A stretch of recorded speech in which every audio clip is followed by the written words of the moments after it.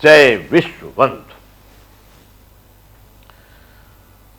संपूर्ण श्री रामचरितमानस, इसमें संपूर्ण शब्द लगा के हम बोलते हैं कि एक भी चौपाई छोड़ी नहीं जा रही है।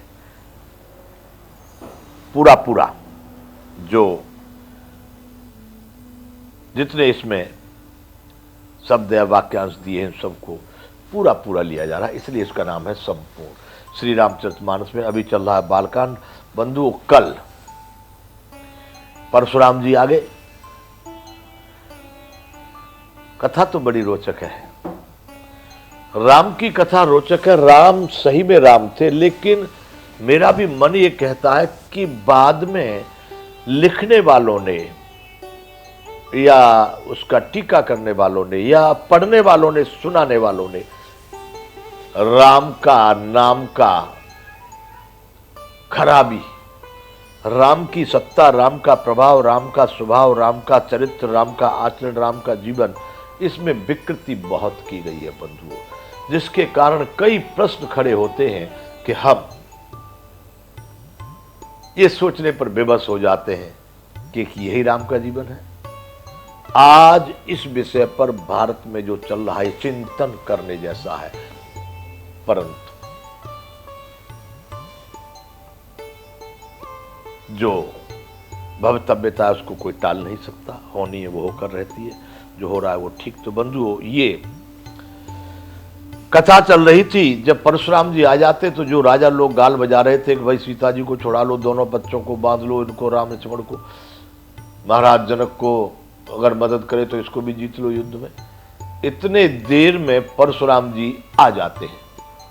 बंधु जो जोर से चिल्ला रहे थे ढाल तलवार हाथ में लेकर के और अपना कवच बांध के, परशुराम को देख के वहीं बिल्ली बन गए। जैसे अपने किसी शत्रु को देख लो तो बिल्ली कैसे छिपती है, बाज लपट जिम जप, बाज झपट जिम लवा लुकाने, कैसे छिपने लगे परशुराम जी को देख करके।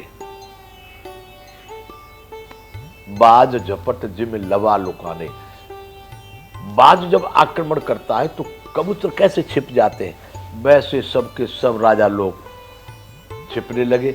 अपने अपने बाप का नाम लेके कहने लगे साहब मैं वो हूं, मेरे पिताजी वो है। सब करते करते जब राजा जनक ने जानकी जी को प्रणाम करवा दिया, विश्वामित्र ने राम लक्ष्मण को जाकर के उनके चरणों में प्रणाम करवाया, उसके बाद में जान तो रहे थे, दृष्टि डाली, भाई राजा जनक ये भीड़ क्यों है।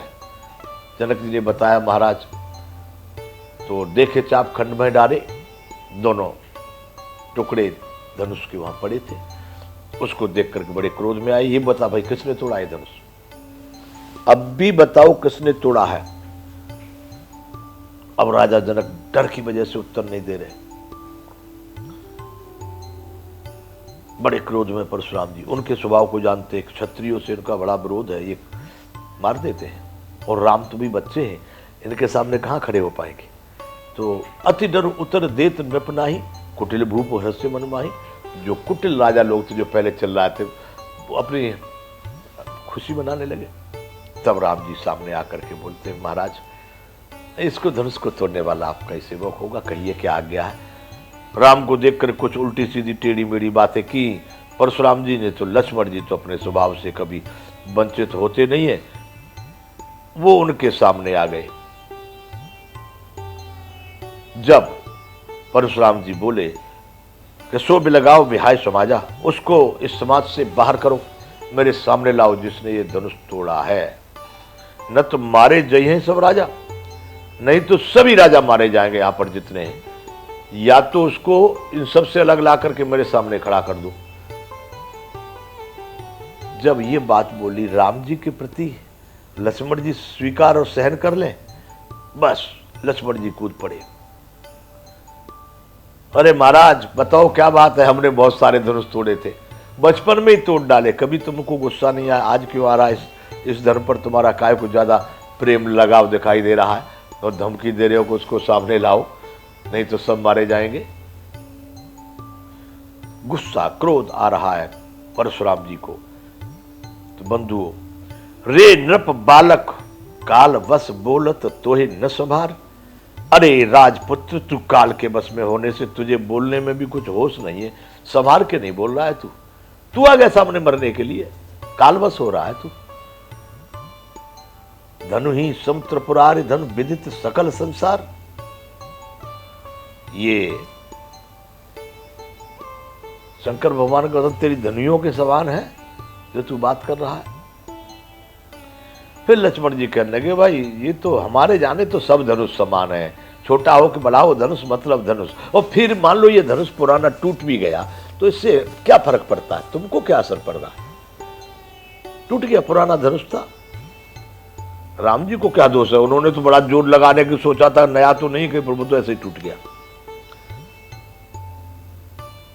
बड़े गुस्से में आए, और गुस्सा उनकी बातों से कि बालक को बोले बधो नहीं तो ही केवल मुनिजन जाने मोई, बच्चा समझ के छोड़ रहा हूं तो तू काली मूर्ख हमको एक बाबा जी समझ रहा है। अरे मूर्ख, भुजबल भूप भूमि भूप बिन कीनी, विपुल बार मह देवन दीनी, सह स्वभाव भुज छेदन हारा, परस विलोक महीप कुमारा, सहस्रा भाव अर्जुन की भुजाओं को काटने वाला ये परसा हमारे हाथ में, कितनी बार हमने इस भूमि को क्षत्रियों से विहीन कर दिया, समझ भी नहीं रहा। मातु पिता जने सोच बस कर से महीप किशोर। अरे राजा के बालक, तू अपने माता पिता को सोच के बस में न कर, मतलब उनको दुखी करने का प्रयास मत कर, उनको शोक में मत डाल। उनको शोक में डालने का काम क्यों कर रहा है? गर्वन के अर्बक दलन परसुमोर अति घोर। जो गर्भ में बच्चे होते हैं ना, मेरे कुठार की जो आवाज सुन लेते हैं वो गर्भ भी गिर जाते हैं, गर्भ वाले बच्चे भी नष्ट हो जाते हैं। तू मुझको ऐसे बाबा जी समझ के बात कर रहा है,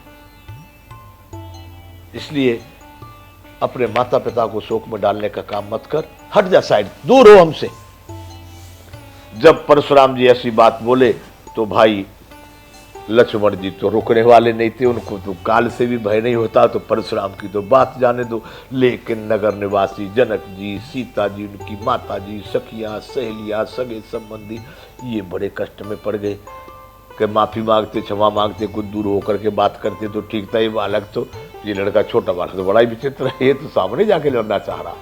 अब उनको बहुत भय हो रहा। फिर भी यहां से बंधु, आज ये दुआ हो गया 272 बालकांड का। अब यहां से आगे आज बेहस लखन बोले मृदुबानी, अहो महीस मुनीस महाभटमानी। लक्ष्मण जी हंसते हंसते बोले, निर्भीक मस्त वाणी में, मीठी वाणी से बोले कि महाराज, हे मुनिराज, आप तो बड़े योद्धा दिखाई देते हो, अपने को बहुत भारी योद्धा मान रहे हो। अहो मुनीस महाभट, सूरवीर योद्धा अपने को समझ रहे हो। और पुन पुन मोहि दिखाव कुठारू, चहत उड़ावन फूंक पहारू। और बार बार मुझे कुलाड़ी दिखाते हो, ये फरसा दिखाते हो। पुन पुन मोहि दिखाव कुठारू, कुठार का मतलब फरसा भी होता है, कुलाड़ी भी होता है, पर फरसा यहाँ पर शब्द कहने में ठीक है। कुल्हाड़ी का मतलब ज्यादातर लकड़ी काटने में लोग लगा लेते हैं। तो आप मुझे बार बार इस फरसे को दिखा रहे हो, है आपका क्या विचार है? फूंक मारने से पहाड़ को उड़ा दोगे? यानी ऐसे मुंह से फूंक निकालते हैं, फूंक पहाड़, यानी मुंह से जो वायु बाहर को फेंकते हैं उससे क्या पहाड़ उड़ जाएंगे? तुम ऐसा ही चाह रहे हो कि तुम फूंक से पहाड़ को उड़ा दोगे। अर्थात लक्ष्मण जी कह रहे हैं, तुम्हारे सामने खड़ा हुआ व्यक्ति कोई घास फूस रुई नहीं है जो फूंक मार के उड़ जाएगा, पहाड़ है। कहते उड़ावन फूंक पहाड़ू। और सुनिए, यहां कुम्हड़ बतिया को नाही, जेतर जनी देख मर जाही। और कोई कुमड़े की बतिया यानी छोटा कच्चा फल नहीं है। यहां कुमड़ा जो होता है ना, कुमड़ा काशी फल भी कहते हैं उसको, और कुमड़े की कच्चा में पेठा भी आता है, इनका छोटा वो, और उनको उंगली ऐसे ऐसे कर दो आप तो कहते वो उसके वो फल जो नष्ट हो जाते हैं। कहीं कहीं लोग ऐसा भी कहते हैं कुम्मड़ बतिया यानी छुई मुई, पर छुई मुई की बात नहीं, कुम्मड़ बतिया उसी को कहते हैं। तो कह रहे हैं कि यहाँ कुम्मड़ बतिया को नहीं, जे तर्जनी देख मर जाए। तुम जो तर्जनी दिखा रहे, समझता है हम कौन है। तो महाराज यहाँ कोई कोड़े का छोटा फल नहीं है, जो कि तुम्हारी उंगली देखी मर जाएगा, तर्जनी तुमने दिखा दी वो भाग जाएगा, मर जाएगा, नष्ट हो जाएगा। ऐसा भी मत समझना महाराज, यहाँ कोई कुंभरवतिया नहीं है। और सुनिए, जो आप